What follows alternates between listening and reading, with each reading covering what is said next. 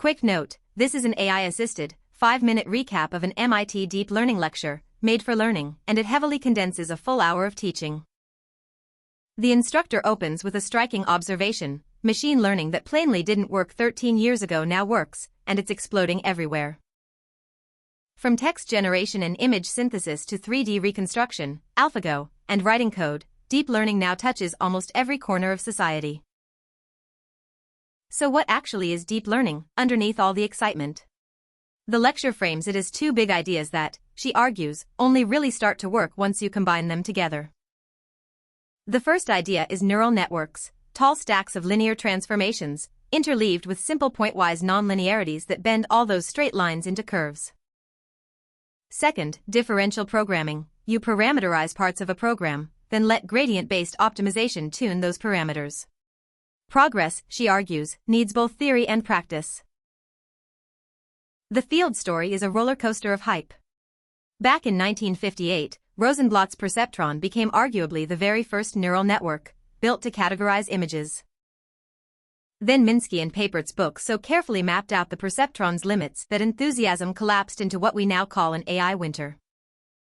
In 1986, backpropagation revived it, letting stacked, multi-layer perceptrons finally train and solve non-linear problems like the classic XOR. LeCun's convolutional networks arrived in 1998, yet by the year 2000 the very word neural could predict a paper's rejection, a second winter. The theory and the building blocks already existed. What was still missing, she explains, was the ability to train these networks efficiently, and the right hardware to actually run them on. Then in 2012, AlexNet repurposed gaming GPUs, crushed the ImageNet benchmark, and, together with large labeled data, brought the whole field roaring back. What makes deep learning work today? Autograd tools like PyTorch and TensorFlow implement the chain rule directly in software, on fast hardware.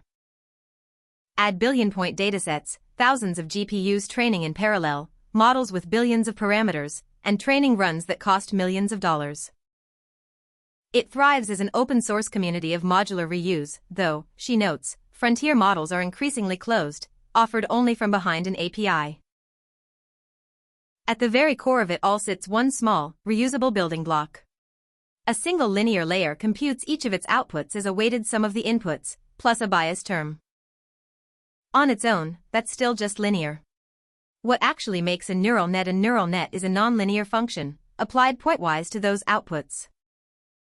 A simple step function seems tempting, but it's a bad choice. It isn't differentiable, so its gradient is zero and backpropagation simply stalls. So which nonlinearity should you actually reach for? Tan is nicely bounded between -1 and 1, but its gradient vanishes far from the center. Sigmoid behaves similarly, and is poorly centered. In practice, the default is the ReLU, simply the maximum of 0 and the input. It's cheap to compute, and it sped up training dramatically. Its flaw, strongly negative units go dead, left with no gradient. And honestly, the lecture admits, choosing a nonlinearity is not really a hard science. Now stack these layers up. A single perceptron only draws straight, linear boundaries, but a two-layer network can already carve out nonlinear shapes. In theory, just two layers with a nonlinearity between them can approximate almost any function at all, a rough, Riemann sum kind of intuition. But wide and shallow is wildly inefficient. Narrow but deep does the very same job with far fewer parameters, building up ever more abstract features layer by layer, edges first, and only much later a whole clownfish.